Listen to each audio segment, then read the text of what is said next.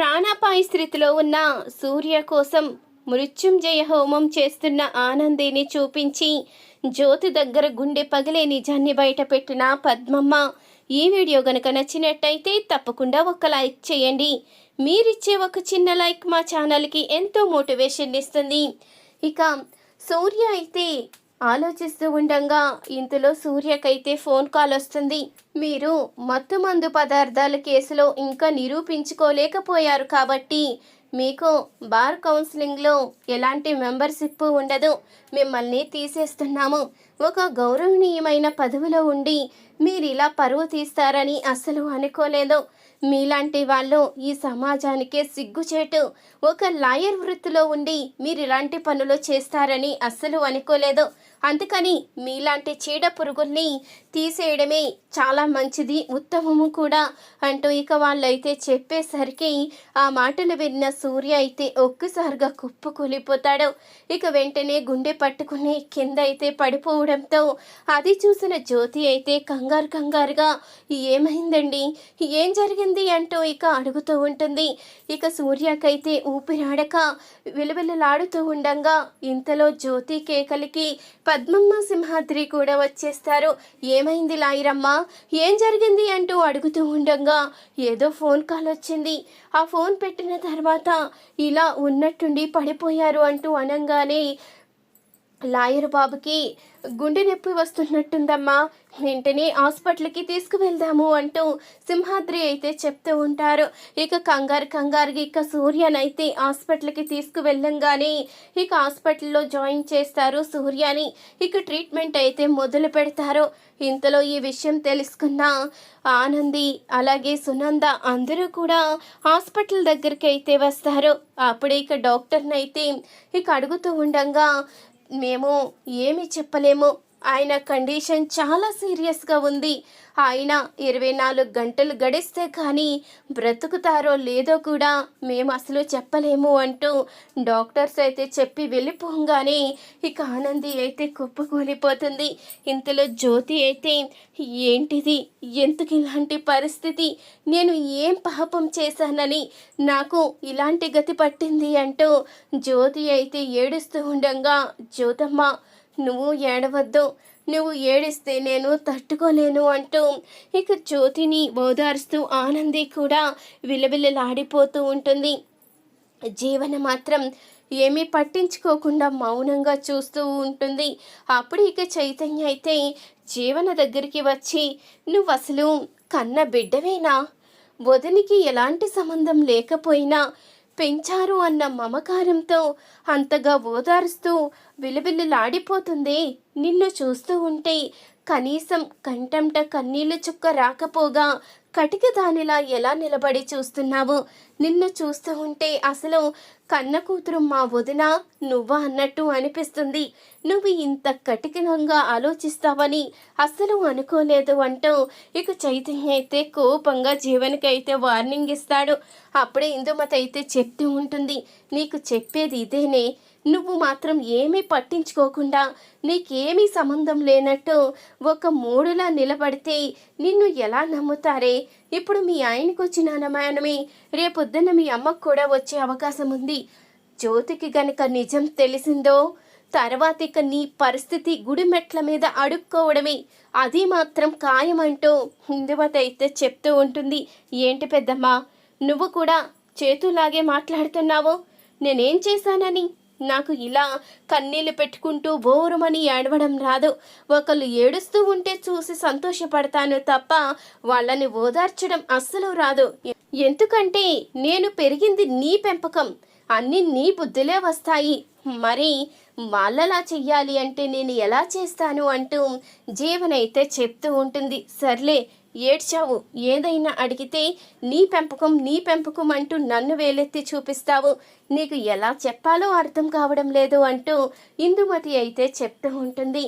ఇంతలో ఇక ఆనంది అయితే బయటికి వచ్చి పూజారి తాతతో మాట్లాడుతూ ఉంటుంది.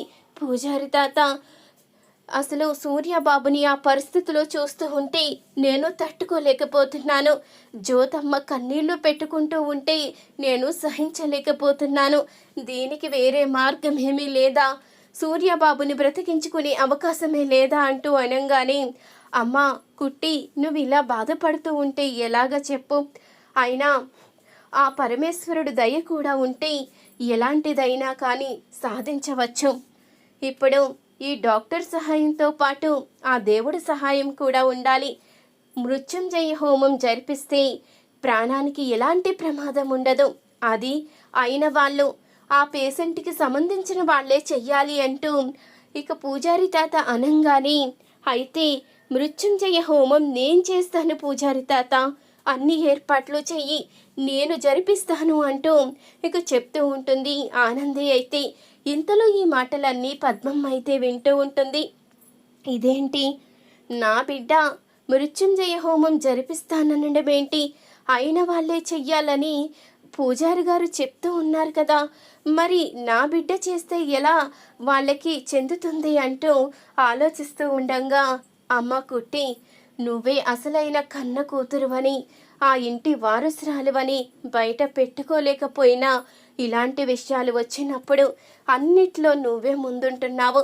ఆ జీవన ఒక అనాథయుండి ఆ ఇంట్లో మహారాణిలా పెరిగిన సూర్యబాబుకి అలా ఉంటే కనీసం తనలో చలనం కూడా లేదు. కన్న ప్రేమ లేకపోయినా పెంచిన ప్రేమైనా ఉండాలి కదా. పెంచిన తల్లి తండ్రి నా జీవితం ఈరోజు ఇలా ఉంది అంటే దానికి కారణం వాళ్ళే అన్న మమకారం కూడా అమ్మాయిలో కనిపించడం లేదు. ఇదంతా చూస్తూ ఉంటే మీ వాళ్ళు పాముకి పాలు పోసి పెంచారేమో అన్నట్టు అనిపిస్తుందమ్మా. ఆ పాముతో జాగ్రత్త ఉండకపోతే ఏదో ఒక రోజు కాటేసే ప్రమాదం ఉంది కుట్టి, నా మనసుకి అలా అనిపిస్తుంది, చెప్తున్నాను నువ్వే జాగ్రత్త పడు అంటూ పూజారి తాత అయితే చెప్పంగానే, ముందు హోమం చేసిన తర్వాత అవన్నీ నేను చూసుకుంటాను పూజారి తాత, జీవన సంగతి నాకిడిచి నువ్వు ముందు హోమానికి సిద్ధం చెయ్యి అంటూ ఇక పూజారిని అయితే పంపిస్తుంది ఆనంది. ఇంతలో ఆనంది అయితే ఇక జ్యోతితో చెప్తూ ఉంటుంది, జ్యోతమ్మ నేను గుడికి పోయొస్తాను, వెంటనే వచ్చేస్తాను అంటూ చెప్పంగానే ఇక సరే అని జ్యోతి అయితే చెప్తుంది. ఇక ఆనంది అయితే వెంటనే వెళ్ళి గుడిలో అయితే కోనేట్లో తల స్నానం చేసి ఇక మృత్యుంజయ హోమం అయితే చేస్తూ ఉంటుంది. అప్పుడే పద్మమ్మ అయితే జ్యోతిని పక్కకి తీసుకువచ్చి, ఇన్ని రోజులు మీరు చాలా మోసపోయారమ్మా, నా బిడ్డకి తల్లి తండ్రి ఎవరో తెలియక అల్లుడు గారు చెప్తానని అల్లుడు గారు కూడా దాచిపెట్టడంతో ఈ జన్మకి నా బిడ్డ తల్లి తండ్రి ఎవరో తెలుసుకోలేను అని నేను అనుకున్నాను. కానీ ఈరోజు వాళ్ళెవరో తెలిసిందమ్మా. నువ్వొక్కసారి నాతో పాటు వస్తే నీకు అన్ని వివరాలు తెలిసేలా చేస్తాను అంటూ ఇక చెప్తూ ఉంటుంది పద్మమ్మ అయితే. ఏంటి పద్మమ్మ, ఇప్పుడు నేను బయటికి ఎలా వస్తాను? ఆయన హెల్త్ కండిషన్ అసలు బాగాలేదు కదా, ఇప్పుడు నేను ఎలా బయటికి వస్తాను అంటూ జ్యోతి అయితే కన్నీళ్ళు పెట్టుకుంటూ ఉంటుంది.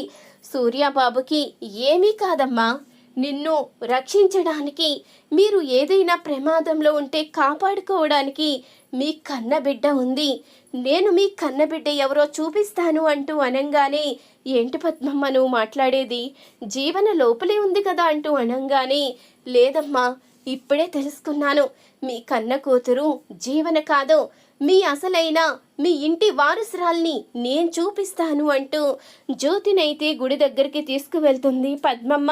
ఇంతలో మృత్యుంజయ హోమం అయితే చేస్తూ ఉంటుంది ఆనంది. అది చూపించి, చూడమ్మా నీ అసలైన కన్న కూతురు, నీ కడుపు పేగు తెంచుకు పుట్టిన నీ బిడ్డ ఆనందియే అంటూ ఇక పద్మమ్మ చెప్పంగాని ఆ మాటకి ఒక్కసారిగా షాక్ అవుతుంది జ్యోతి.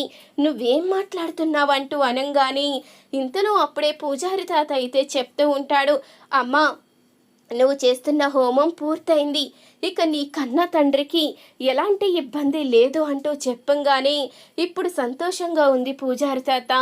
మా అమ్మ నాన్న ఎప్పుడూ సంతోషంగా ఉండాలి, వాళ్ళ సంతోషం కోసమే నేను వాళ్ళకి దూరంగా ఉండి వాళ్ళ కన్న కూతురునని కూడా నిజాన్ని బయట పెట్టలేదు. నేను దగ్గరవుతేనే వాళ్ళకి ప్రమాదం అని తెలిసి ఇన్ని సంవత్సరాలు దూరంగానే ఉన్నాను. ఇప్పటికైనా ఆ దేవుడు నా మీద దయ తలిచి నా తండ్రిని బ్రతికించాలి, అంటూ ఆనంది చెప్పే మాటలను విన్న జ్యోతి అయితే గుండె పగిలే నిజం తెలుసుకుంటుంది. ఆనందియే తన కన్న కూతురు అని ఇన్ని రోజులు నిజం తెలుసుకోలేనందుకు కుమిలిపోతూ ఉంటుంది. ఈ వీడియో గనుక నచ్చినట్టయితే తప్పకుండా ఒక్క లైక్ చేయండి.